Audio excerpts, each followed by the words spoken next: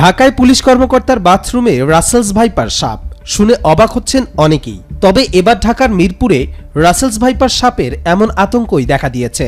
সোমবার মিরপুর ১ নং চিড়িয়াখানা রোডের মুক্তিযোদ্ধা কমপ্লেক্সে বেলা 11:30টায় রাসেলস ভাইপার সদৃশ একটি সাপ মারার পর এই আতঙ্ক ছড়িয়ে পড়ে এলাকায়। জানা গেছে, শাহ আলী থানার এসআই শাহিদুল ইসলামের চিড়িয়াখানা রোডের বাসায় গোসলখানায় রাসেলস ভাইপারের একটি বাচ্চা দেখা গেলে এটি পিটিয়ে মারা হয়।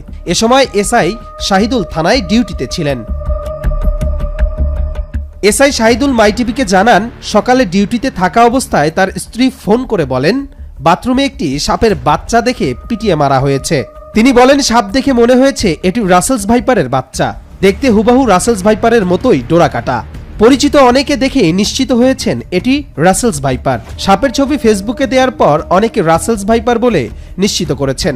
এ ঘটনায় বাসা ও মহল্লায় আতঙ্ক ছড়িয়ে গেছে। আমি বেলা 11:30টার সময় আমি থানায় ডিউটি ছিলাম। পরে আমার ওয়াইফ আমাকে ফোন করে জানায় যে একটা ছোট বাচ্চা সাপ পাওয়া গেছে, যে বিল্ডিং এর বাইরে আমাদের একটা ওয়াশরুম আছে। আচ্ছা, তখন আমি বললাম সাপটা কি করেছে, সে ওখানে মারা হয়েছে। তখন আমি বললাম একটা ছবি পাঠাও হোয়াটসঅ্যাপে। তখন আমার হোয়াটসঅ্যাপে একটা ছবি পাঠায়। পরে আমি ওসিকে দেখাই, তারপরে আরো তারা আছে দেখে।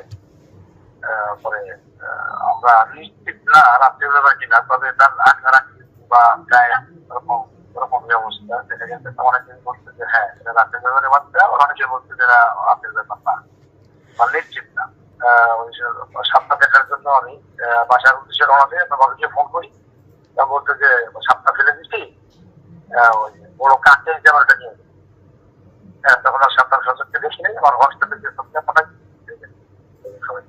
নিচতলা, এটা হচ্ছে আপনার চেক বাড়ি, এই বোটানিক্যাল গার্ডেনের মুক্তিযোদ্ধা কমপ্লেক্স। আচ্ছা, বোটানিক্যালের সাথে মিশাতো আমাদের এই বাসাগুলা। জি জি, এখানে আমরা আশঙ্কা করতেছি যে অনেক সাপ আছে, প্রতিদিন এটাই আমরা সাহায্য করতে পারি, কিন্তু ওটা রাতের ব্যাপার যেটা এটা আমরা নিশ্চিত নয়। বাচ্চাটা সাপের গায়ে যেরকম ডোরা ছাপা ছাপা আছে, এই বাচ্চার গায়ে এরকম ছাপা ছাপা। রাতের ব্যাপারের বাচ্চার মতো মনে হয়। স্থানীয় বাসিন্দারা জানান, মিরপুরের রাসেলস ভাইপার দেখা যাওয়ার সম্ভাবনা রয়েছে, কারণ এখানে চিড়িয়াখানা, বোটানিক্যাল গার্ডেন ও তুরাগ নদী রয়েছে।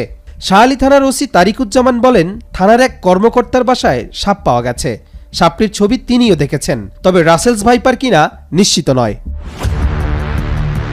কবির চৌধুরী, জয়, মাই টিভি অনলাইন। দেশজুড়ে কোরবানির ঈদের ডামাডোলের মধ্যেও যে সরীসৃপটি মানুষের ভেতরে আতঙ্ক ছড়াচ্ছে সেটির নাম রাসেল ভাইপার। বিশ্বের অন্যতম বিষধর সাপ রাসেল ভাইপার। এদেশের মানুষের কাছে এটি চন্দ্রবোড়া বা উলুবোড়া নামেই বেশি পরিচিত। সম্প্রতি দেশের কিছু অঞ্চলে এই বিষধর সাপটির আনাগোনা বেড়েছে। এটির কামড়ে বেশ কিছু প্রাণহানির ঘটনা ঘটায় আতঙ্ক ছড়াচ্ছে দেশ জুড়ে। কতটা ভয়ঙ্কর এই রাসেল ভাইপার বা চন্দ্রবোড়া সাপ? কামড় দিলেই কি মৃত্যু নিশ্চিত? বাংলাদেশে অল্প যে কয়েকটি সাপ অত্যন্ত বিষধর, তার মধ্যে একটি হলো রাসেল ভাইপার।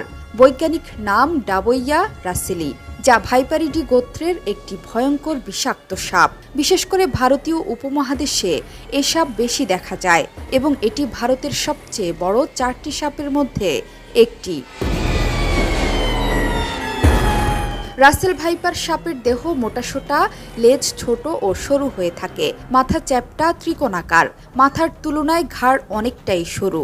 শরীরের রং বাদামি, হলদে বাদামি অর্থাৎ কাঠ রঙের হওয়ায় শুকনো পাতার মধ্যে এই সাপ নিজেকে লুকিয়ে রাখতে পারে। সাপটির জিহ্বার রং বাদামি বা কালো। সারা গায়ে স্পষ্ট বড় গাঢ় বাদামি গোল গোল দাগ থাকে। এই দাগগুলোর মাথা ছুচালো। অনেক সময় দাগগুলো একসঙ্গে দেখতে শিকলের মতো লাগে। গোলাকার দাগগুলো দেখতে অনেকটাই চাঁদের মতো। দাগগুলোর চারপাশে কালো রঙের বর্ডার থাকে, তার মধ্যে সাদা বা হলুদের ছিটে লক্ষ্য করা যায়। পেটের দিকের আঁশের রং সাদা। এদের 20 দাঁত লম্বা। বিষদাঁতের দৈর্ঘ্য প্রায় 15-16 মিলিমিটার পর্যন্ত হয়ে থাকে। রাসেল ভাইপার বা চন্দ্রবোড়ার বিষদাঁত পৃথিবীতে দ্বিতীয় সবচেয়ে বৃহৎ দাঁত। সাধারণত সব ধরনের সাপ মানুষকে এড়িয়ে চলে, কিন্তু রাসেল ভাইপারের স্বভাব ঠিক উল্টো। নিজেদেরকে বিপন্ন মনে করলে আক্রমণ করে। বিষধর সাপ হিসেবে পৃথিবীতে চন্দ্রবোড়ার অবস্থান পঞ্চম, তবে হিংস্রতা আর আক্রমণের দিক থেকে সবার উপরে। আক্রমণের ক্ষেত্রে এটি এত ক্ষিপ্র যে 1 সেকেন্ডের 16 ভাগের 1 ভাগ সময়ে কামড়ের পুরো প্রক্রিয়া শেষ করতে পারে। এরা প্রচণ্ড জোরে হিস হিস শব্দ করতে পারে। রাসেল ভাইপার অতর্কিতে মানুষকে আক্রমণ করে। সাধারণত দিনের বেলা এটি বেশি সক্রিয় আচরণ করে। রাসেল ভাইপার সাপ ঘন জঙ্গল এড়িয়ে চলে এবং ঘাসে ভর্তি খোলা মাঠ, ঝোপঝাড়ে আস্তানা গাড়ে। এরা কামড়ানোর সময় সব বিষ ঢেলে দেয়। রাসেল ভাইপার কামড় দেওয়ার পর দংশনের স্থানে প্রচণ্ড ব্যথা হয় এবং ফুলে যায়। সে সাথে ঘণ্টা খানেকের মধ্যে এর আশপাশের কিছু জায়গাও ফুলে যায়। বিভিন্ন চিকিৎসা সাময়িকী থেকে জানা যায়, কেউটে সাপের দংশনের গড় 18 ঘণ্টা পর ও চন্দ্রবোড়া বা রাসেলস ভাইপারের দংশনের গড় 72 ঘণ্টা বা 3 দিন পর রোগীর মৃত্যু হতে পারে। বেশিরভাগ ক্ষেত্রে এই সময়সীমার মধ্যে যদি অ্যান্টিভেনম প্রয়োগ করা যায়, তাহলে আক্রান্ত ব্যক্তির জীবন বা অঙ্গ প্রত্যঙ্গ বেঁচে যায়।